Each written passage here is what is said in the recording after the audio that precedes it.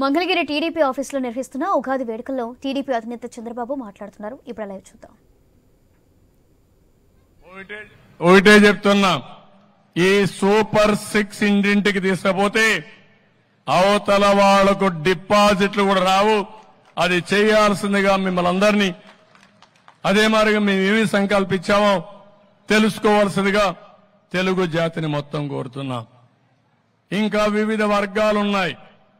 ప్రభుత్వం అంటే ఒక సూపర్ 6 తోనే కాదు, సంపద సృష్టించాలి, అభివృద్ధి చేయాలి, రోడ్లు వేయాలి, పెట్టుబడులు తేవాలి. ఎస్సీలు, బీసీలు, ఎస్టీలు, మైనారిటీ ఉంటారు, ఆర్థికంగా వెనకబడి ఉన్నారు. వాళ్ళందరి కోసం తొందరలోనే ఒక ఎలక్షన్ మేనిఫెస్టో కూడా తీసుకొస్తాం. ఆటో డ్రైవర్లు ఉన్నారు.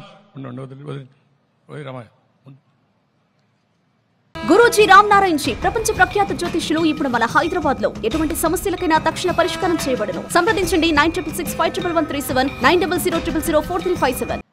వాళ్ళందరి కోసం ఏం చేయాలో అవి కూడా వర్కౌట్ చేస్తాం.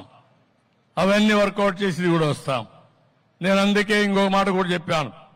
మనం అందరం కష్టపడినా కొంతమంది కష్టపడలేని వాళ్ళు ఉంటారు.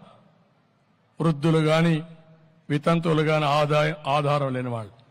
అలాంటి ఆధారం లేని వాళ్ళకి పెన్షన్ విధానం ఏర్పాటు చేసిన పార్టీ తెలుగుదేశం పార్టీ. ఏర్పాటు చేసిన నాయకుడు నందమూరి తారక రామారావు గారు. ఆ తర్వాత మీరు చూస్తే 200 రూపాయల పెన్షన్ ని 2000 రూపాయలు చేసిన పార్టీ, 10 రెట్లు పెంచిన పార్టీ తెలుగుదేశం పార్టీ.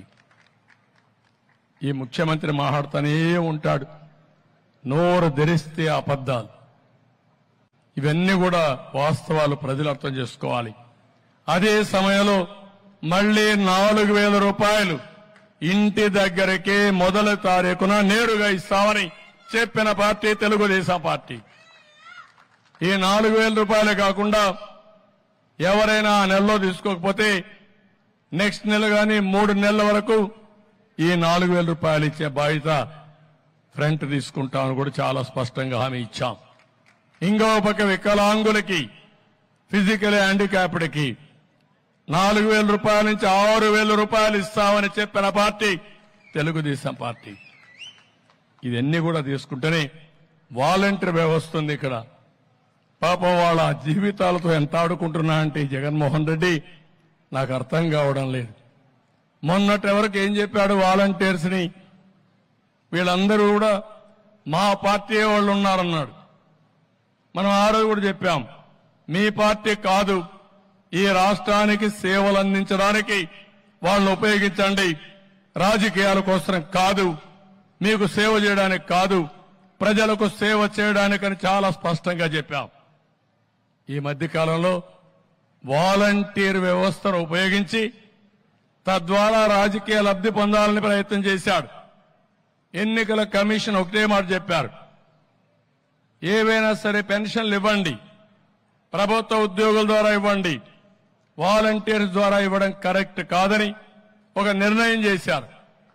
ఎవ్వరు కూడా ఎక్కడ కూడా నేరుగా ఇంటి దగ్గర పెన్షన్ ఇవ్వద్దని చెప్పలేదు. కానీ ఈ ముఖ్యమంత్రి దుర్మార్గుడు సేవా రాజకీయాలు చేశాడు.